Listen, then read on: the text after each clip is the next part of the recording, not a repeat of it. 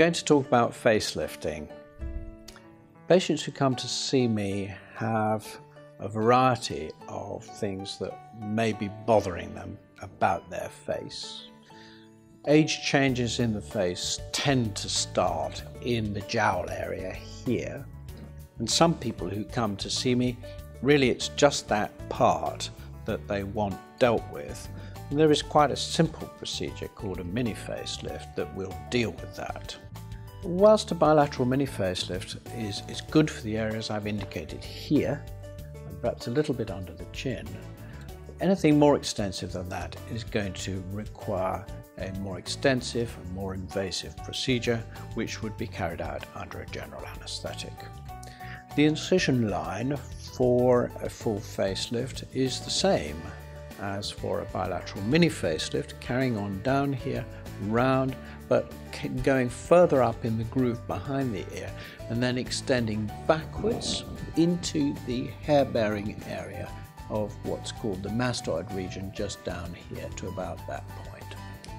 Through that access, it's possible then to reach the tough tissues overlying the underlying muscles of the face and to tighten the tough layer up without interfering with the muscles at all. But that has an important pull-through effect to give the lasting facelift effect. It's not simply a matter of tightening the skin. That just doesn't work. It doesn't have a permanent effect, a lasting effect at all. Tough, slowly dissolving stitches which will hitch that tough layer over the muscle up and backwards are used, and up here a special layer called the smaz is tightened to give the same effect in the cheek.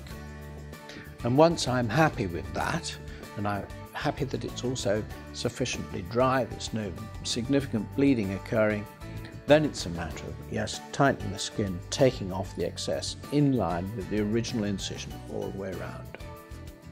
There will be scars left following surgery, here and here, generally speaking, well concealed by the hair, but behind the ear and running up here will be visible if looked for closely.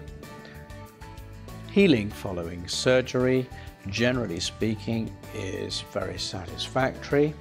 I do tend to avoid doing this operation on smokers unless they've given up for 8 weeks prior to surgery, because the nicotine clogs up the small blood vessels and impairs the healing process. The most important aspect of facelifting to consider, talk about prior to surgery, is thinking about the branches of the facial nerve which fan out from a point deep to there across the face with various different branches, and which, if bruised, cause a group of muscles responsible for facial expression, that is to say, the smiling, pouting, scowling muscles, to pack up and stop doing what they should do for a while. If a branch of that nerve is permanently damaged, then that's a permanent change in that group of muscles, which is obviously very serious. I would like to emphasize that I have never ever had that problem in my practice, ever. Facelifting procedures, properly targeted at the exact issue that is the problem, are very effective and produce a nice result. They don't stop the aging process.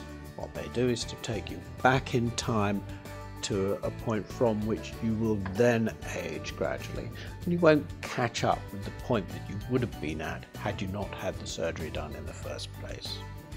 So facelifting needs to be thought about carefully, entered into carefully, and carried out extremely carefully by someone who is well trained and competent, so that you get a good result that you're going to be happy with.